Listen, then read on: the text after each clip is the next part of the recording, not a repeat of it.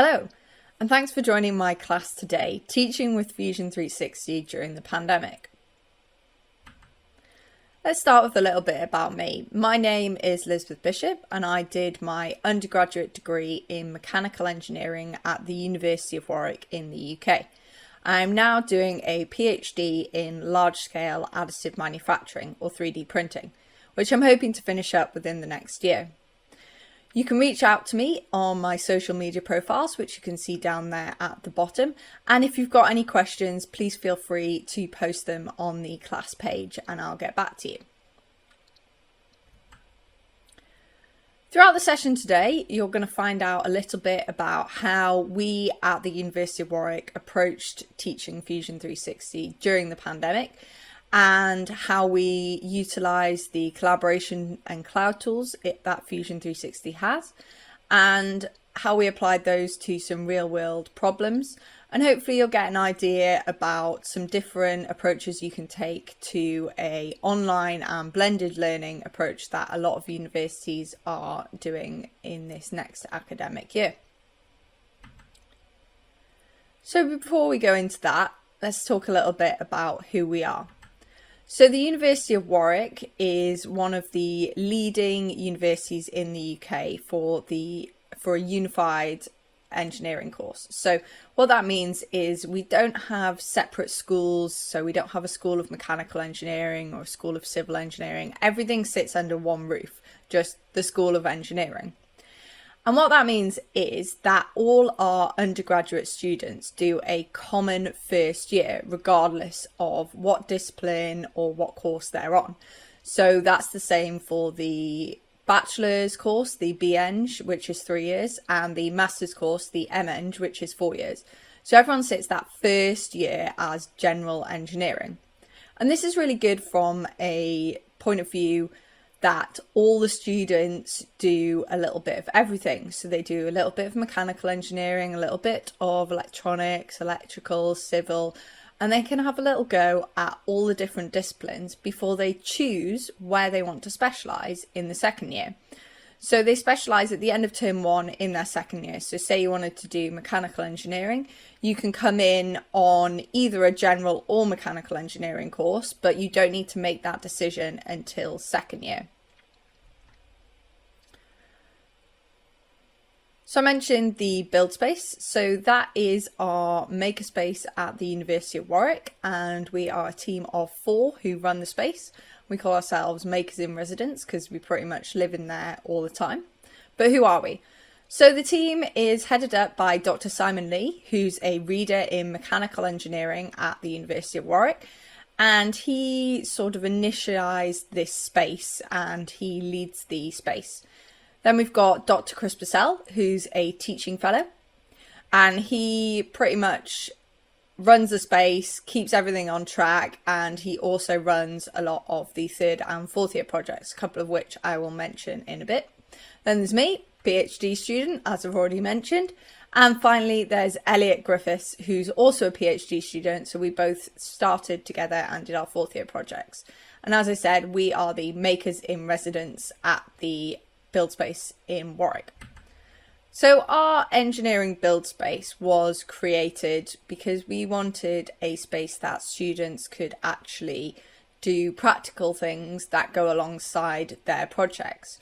So before the build space was initialized, we have a workshop. We have a general engineering workshop that projects can be sent to. So as an undergraduate, if you wanted anything made, you'd submit a request that would be sent to the workshop. The technicians would make it for you and it would come back to you. But you weren't involved in that making process. You might have done the drawings for it, but you didn't actually get to do any of the making. This is one of the key things that we wanted from the engineering build space, that the students could make things themselves and actually do that process themselves. And that was where this sort of space was born. So we're open normally during term time, every day, all day during term, and that students can come in and use that space, not only for their academic projects, but also for personal projects. For me, what I see with the students is that they have a lot more interest in learning if it's something they've chosen to do themselves. So we let them use this space for free for personal projects as well as those academic projects. And just to give you an idea about the sort of things that we do. So a lot of the stuff we do is additive manufacturing, because that's where our research group and interests lie. My PhD is obviously in it. So we've done some 3D printed prosthetics, some generative design, some molds, and here's some more things that we've done. So we do a lot of fun stuff as well. So we did some pumpkin carving at Halloween. We've got some Christmas decorations there. You can see me with a robot there. And basically, I think what really sums us up is we make things. We just get on with it and we design and make things, mainly using Fusion. So I said you might remember me from the UAV project. So this was a project that's been on display at AU Vegas a couple of times. I've also done a talk on it in London. It's been on stage, various different things. But the reason I've come back to this for this talk is because this was the turning point for us. This was the point at which Warwick University as a whole started using Fusion as our CAD package. So let's go into our history with Fusion 360 and how it all came about. So before the 2016-2017 academic year, we used a competitor product which was installed on the computer suites on campus. It was very difficult to get hold of on personal machines. There was a lockdown education version, but there was a long process to go through to get it on your own computer. There was no Mac version, and all our collaboration and group projects happened via email and USB sticks. So I went to find some of the projects that I'd done in my undergraduate, and I was searching through folders and folders and folders, all named the same thing with loads of different parts in, loads of different versions of the same part. And I remember doing that project and we would just pass those around on a USB stick. And I think at one point we had a corrupted USB stick. We lost everything we'd done. And yeah, it was a little bit of a nightmare. Moving forward to 2016-2017, so my fourth year when I did my master's project, we trialled using Fusion 360 on that project and also on a couple of the third year projects that were going on at the same time. And we used Fusion to design that UAV, and we did everything in the cloud with Fusion. We were able to share all the designs with the project. And we use that as our main package, even for the electronics and everything surrounding the project.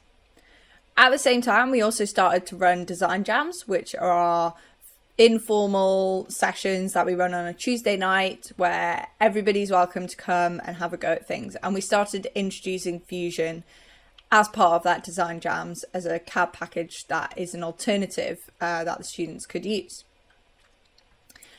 And basically, once we had done this project where we designed the whole UAV in Fusion 360 and we'd seen how that could work as a tool in teaching. Obviously, I was a student at the time, but Simon was working on that as an academic, and we could see how that worked in terms of collaboration and ease of use and things. We decided to take Fusion forward as being our primary taught CAD package in the School of Engineering. So that brings me to the first year of my PhD, so the 2017-18 academic year, where I was involved heavily in the teaching of Fusion 360 to the undergraduate students.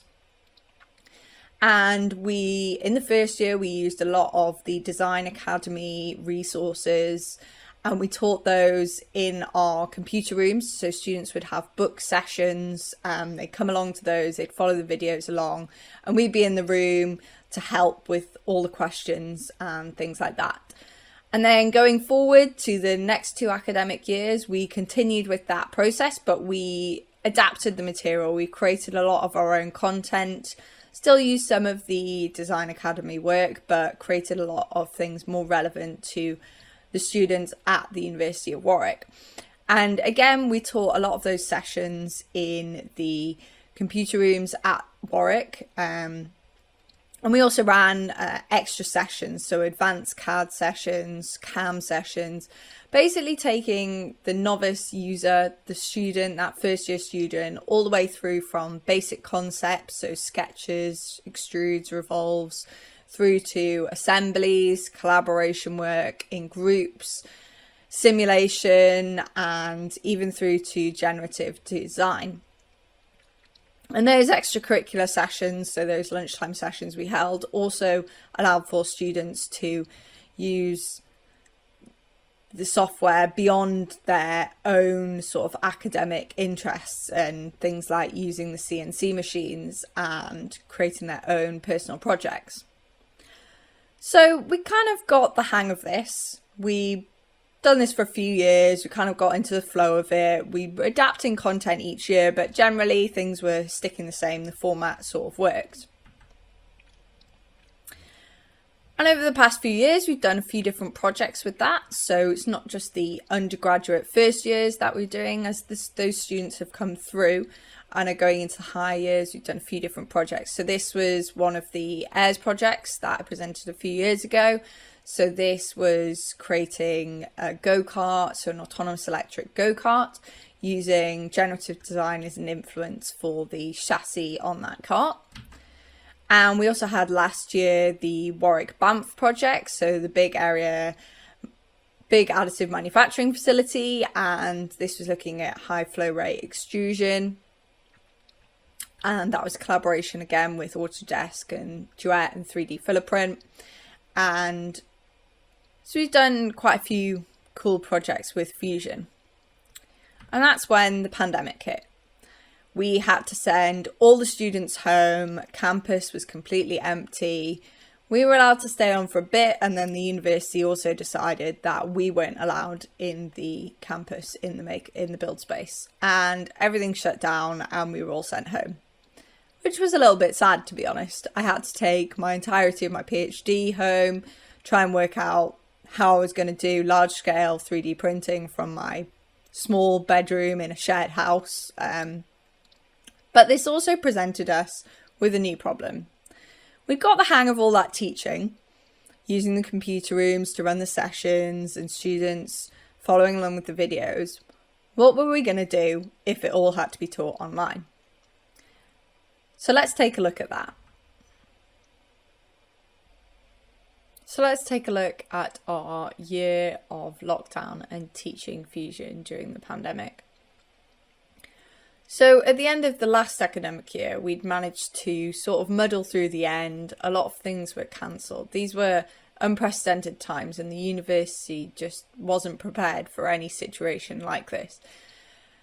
A lot of the practical side of the engineering design module had to be cancelled, as there was just no way we could run that remotely. But that just wasn't going to be good enough for the coming academic year.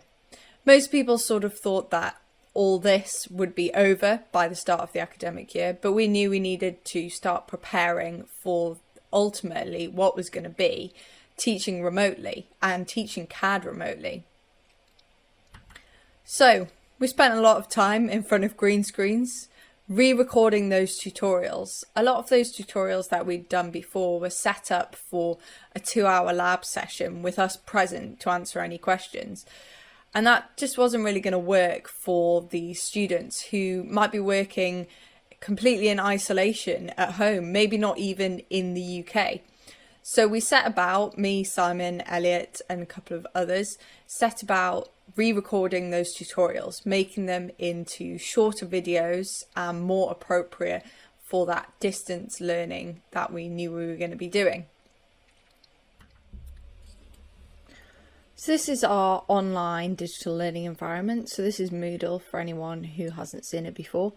And we can embed those tutorial videos straight into this platform. So this is the platform that all students have access to. They go through their weekly activities and then can watch the video. And we can also embed those Fusion files directly into our Moodle space.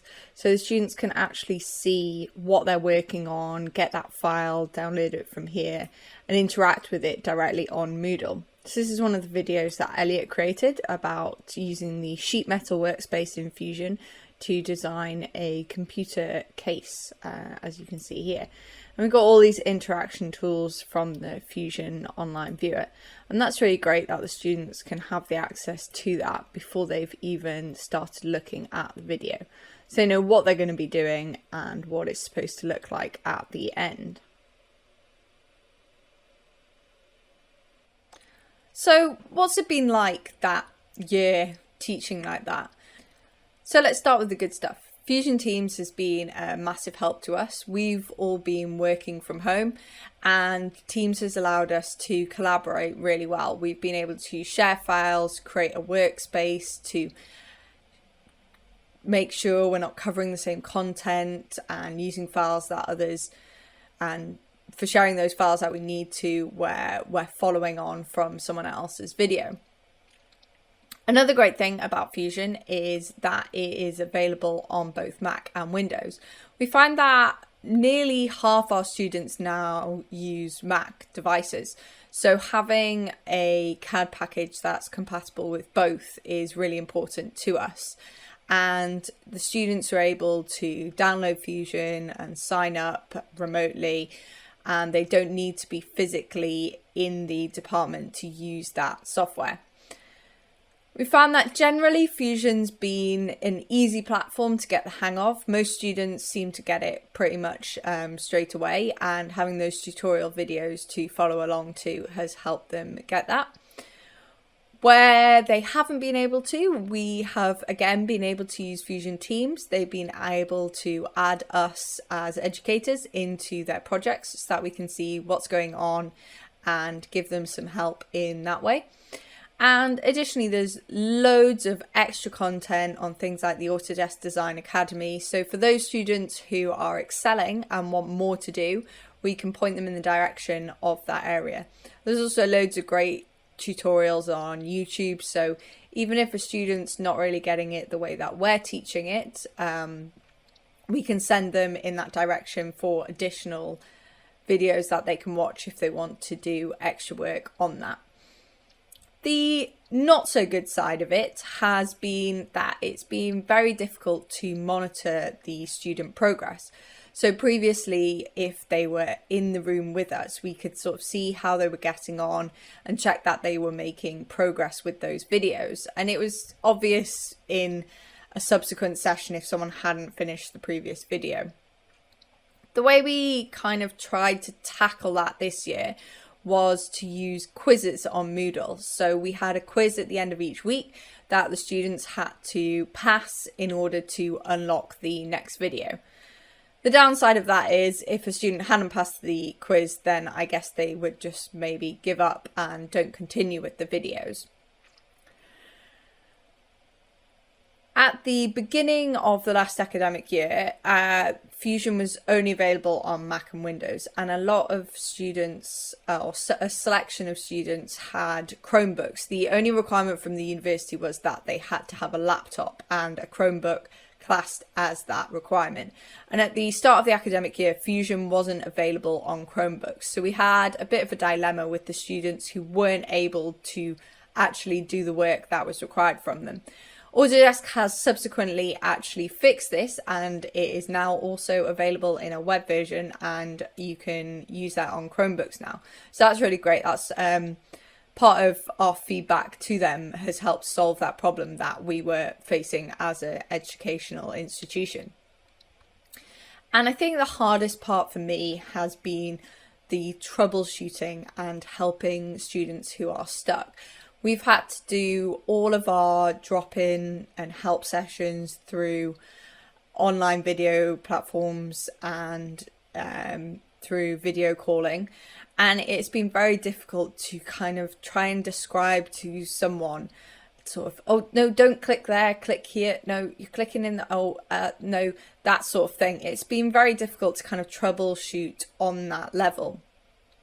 And I hope that moving forward into the next academic year, that we'll be allowed to host in-person drop-in help sessions alongside the online CAD tutorial videos. So let's take a look at a real-world application of us using Fusion during the pandemic. So I'm going to talk about the fourth year project group that we had for our research group this year. So they were looking into researching using a robotic arm for non-planar additive manufacturing or 3D printing. And the plan was that they would come into the build space and pretty much just get on with all the research on their own, designing anything that needed to be done for this robot to 3D print. There was some initial work that the university let them do, so they were allowed in the build space in a COVID secure way, so very limited numbers, and were able to do a little bit of work before Christmas. But then the university decided that we would no longer be able to have any students in, and they pretty much had to turn to completely remote working for this project.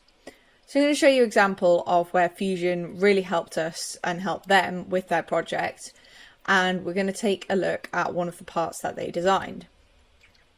So as part of the project, they wanted to look at creating a custom hot end to allow for them to print in areas that are more difficult to do so with a conventional hot end. So they designed this hot end and nozzle to be attached to the printer. So they did all of this in Fusion using their Fusion team where they could collaborate and speak to each other, and also we were shared into that project so that we could help them out if needed.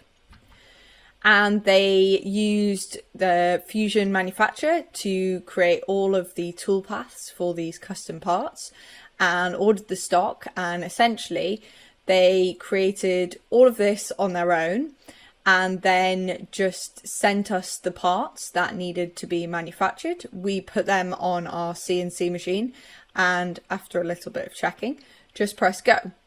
Now, without this capability, without that collaborative capability that Fusion has to offer, we wouldn't have been able to produce both the hot end, the heat block, and the nozzle for them, as pretty much we probably wouldn't have really had the time to do that, and we just got the files from them, put them on the machines, loaded the stock, and then press go.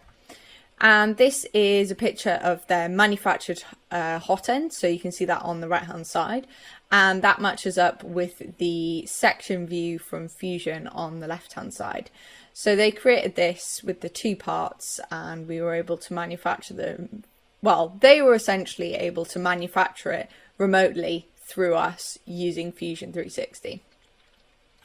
Another aspect of the project that they used for this project was a little bit of a different one. So they actually used the electronics cooling simulations in Fusion Simulation and used this to prove that the hot end they had created, so the one on the right hand side, was more effective at cooling than the one on the left hand side, using this cooling fan duct that they had designed.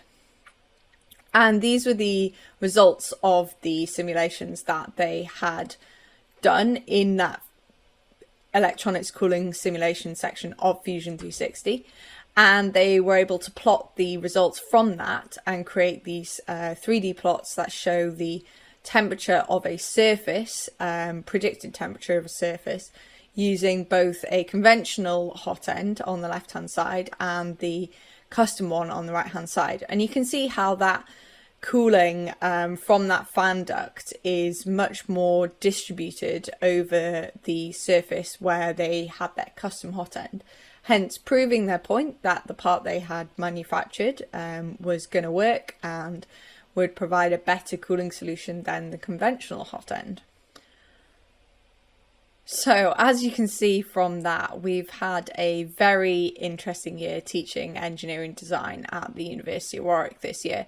We've had various ups and downs, a lot of technical difficulties, and I think it's been pretty much a success, and we're looking forward to the next academic year where we're going to be in a blended learning environment. So we're going to keep things like the online class, online tutorials for CAD, but have in-person drop-in sessions to help avoid some of those problems that we came across.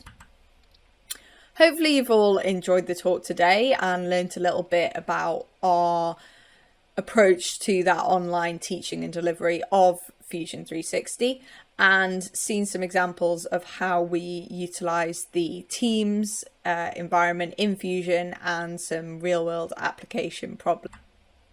If you want any more, please reach out on my speaker page. If you've got any questions about anything I've chatted about today, please post those on the page. If you liked it, please give it a like, recommend my class. And if you've got any other questions, please feel free to reach out on social media. There's just a reminder of my social media tags on there. So thank you very much, everyone, and I hope you enjoy the rest of AU.